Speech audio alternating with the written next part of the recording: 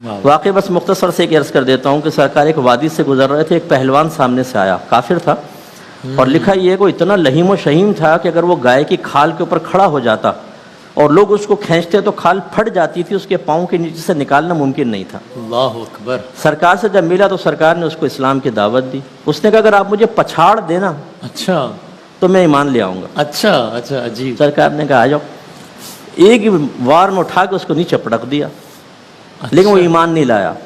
اچھا پھر ایک اور تھے رکانہ رضی اللہ تعالیٰ عنہ، ان سے بھی ایسے ہی ہوا، وہ بکریاں چراتے تھے لوگوں کی، سرکار مل گئے وادی میں، کہنے لگے اگر آپ مجھے ہرا دینا میں ایک بکری دے دوں گا۔ سرکار نے ہرا دیا، ایک بکری لے لی، کہا پھر ریسلنگ ہوگی، پھر دوبارہ ہرایا، 3 بکریاں لے لیں سرکار نے۔ اور وہ کہتے ہیں میں سائڈ میں بیٹھ گیا، میں سر پکڑ کے کہ اب میں ان بکریوں کا حساب کیسے دوں گا؟ تو سرکار نے ارشاد فرمایا کہ ہم پر ایمان لاتے ہو؟ ایمان لے آئے، سرکار نے بکریاں بھی واپس فرما دی۔ سمجھانے کا مقصد یہ ہے کہ بعض اوقات جیسا سامنے والا ہوتا ہے نا، اسی کے طرز پر تبلیغ دین کریں تو بہت بیسٹ ہے۔ واہ واہ واہ۔ تو میں آپ کو یہ تو نہیں کہوں گا کہ انڈرٹیکر کو اسلام کی دعوت دیتے ہوئے چیلنج دے دیجیے گا، ورنہ پھر وسیم بادامی ختم فنا ہو جائے گا۔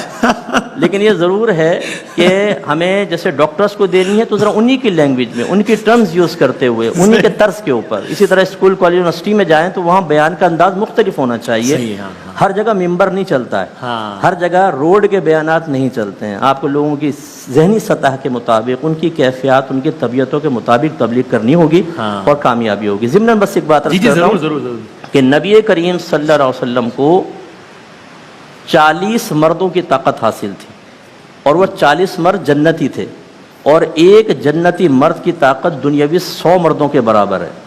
گویا کہ نبی کریم صلی اللہ علیہ وسلم کو 4000 مردوں کی طاقت حاصل تھی۔ یہ تو بخاری میں موجود ہے۔ حضرت انس کہتے ہیں کہ ہم آپس میں کہا کرتے تھے کہ سرکار کو 30 جنتی مردوں کی طاقت حاصل ہے، اور ایک روایت میں 40۔